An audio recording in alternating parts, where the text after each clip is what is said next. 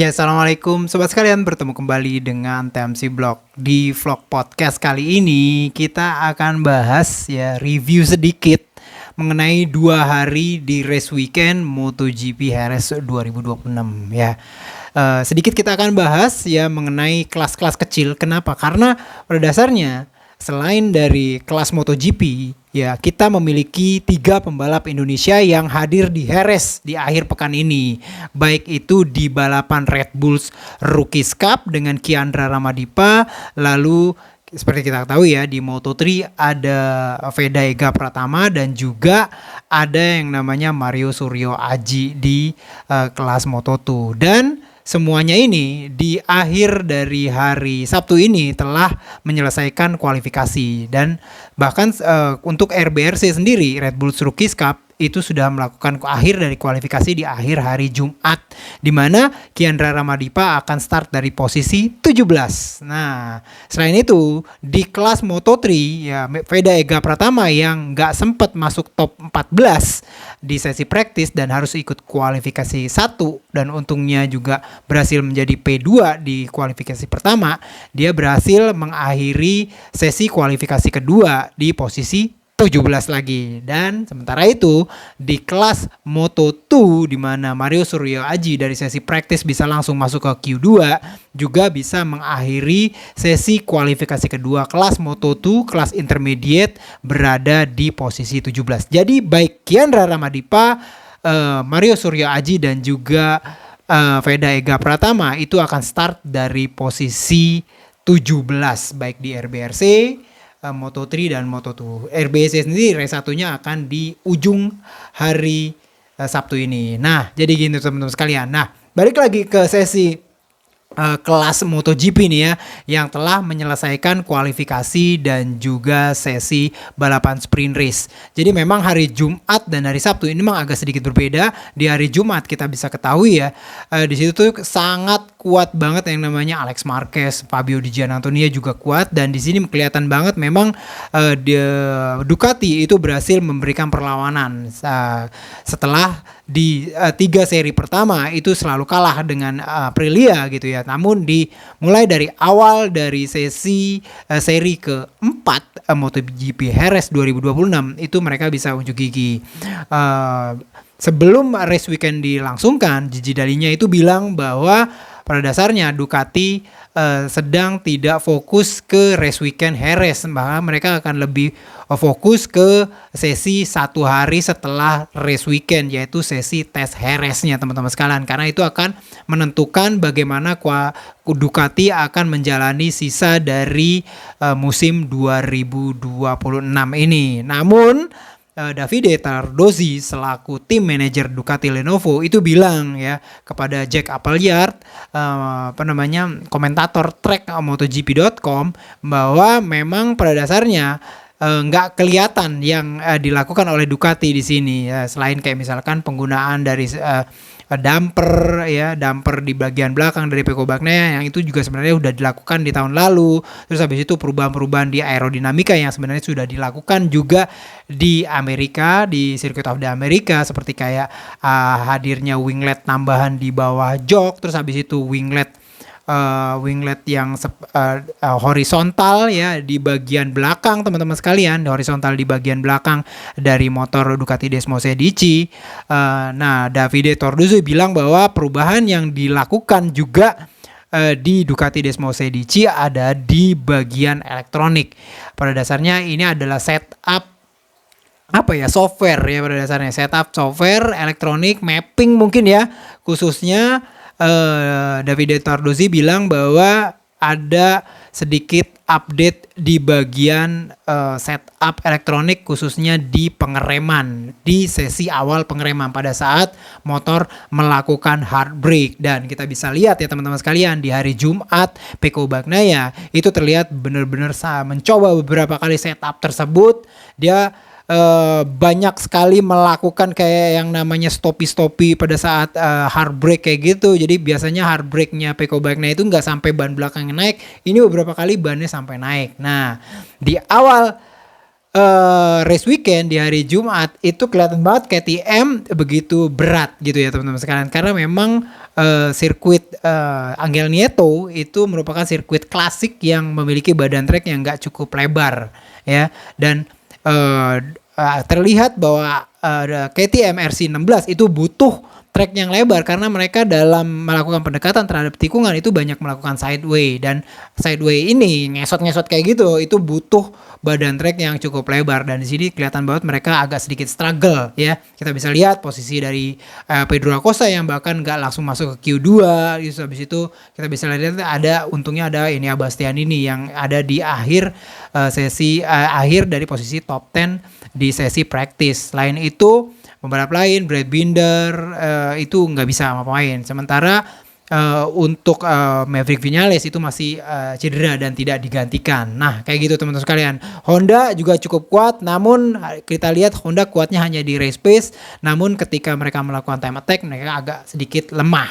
Nah, kayak gitu teman-teman. Di hari Sabtu awal itu trek dalam keadaan benar-benar lembab karena memang hujan yang turun di malam sebelum hari Sabtu dan membuat sesi pertama FP2, terus habis itu Q1 dan bahkan sampai kualifikasi kedua itu di declare dalam kondisi wet race. Jadi semua pembalap harus menggunakan ban basah, dan ini membuat yang pengalaman memang jadi cukup bagus ya.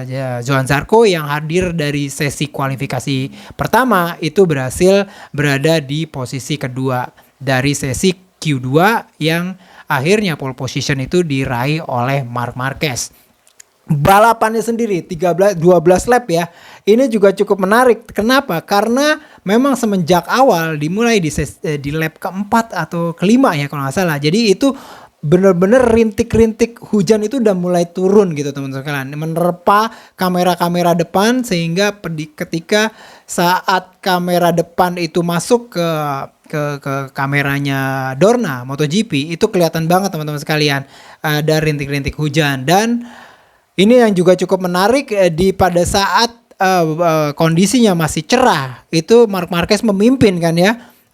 Terus habis itu juga Bezzecchi agak sedikit kena masalah pada saat start karena dia ban belakangnya itu menyentuh dari tear off sehingga terjadi kayak spinning dan segala macam, sehingga Bezzecchi yang sebenarnya start dari posisi row kedua itu harus turun ke belakang sampai posisi belasan gitu lah teman-teman sekalian. Balapannya sendiri di awal-awal Marc Marquez itu ngacir ke depan sampai 0,7 detik ya, terus habis itu diikuti oleh Zarco, terus habis itu ada di Gia dan segala macam, dan akhirnya Alex Marquez berhasil merangsek dan memapas posisi jarak yang tadinya awalnya 0,7 detik menjadi 0,1 detik dan bahkan sempat memimpin setelah overtake abangnya Marc Marquez. Dan inilah yang menarik teman-teman sekalian. 1-2 lap setelah Alex Marquez mengovertake dari Marc Marquez terus menguntit ya, mengikuti dari Alex Marquez. Pada satu ketika hujan turun dengan deras gitu ya. Marc Marquez sendiri akhirnya crash ya. Crash di tikungan terakhir. Dia low side dalam keadaan speed rendah. Motornya nggak mati teman-teman sekalian, kelihatan banget, dan dia tidak meminta bantuan juga kepada Marshall untuk menghidupkan motornya dan kembali ke pit lane ya teman-teman sekalian. Dah posisinya itu bahkan dari posisi 2 ya, terus habis itu dia crash.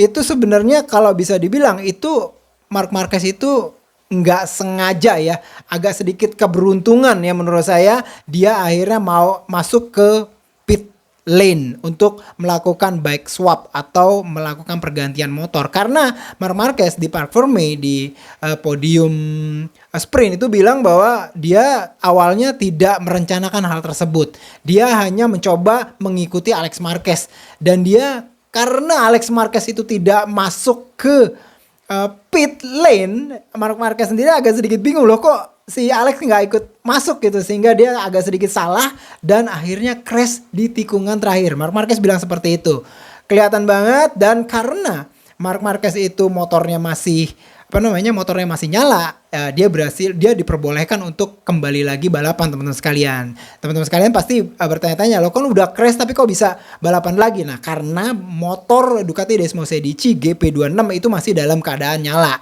dan tidak ada banyak yang rusak.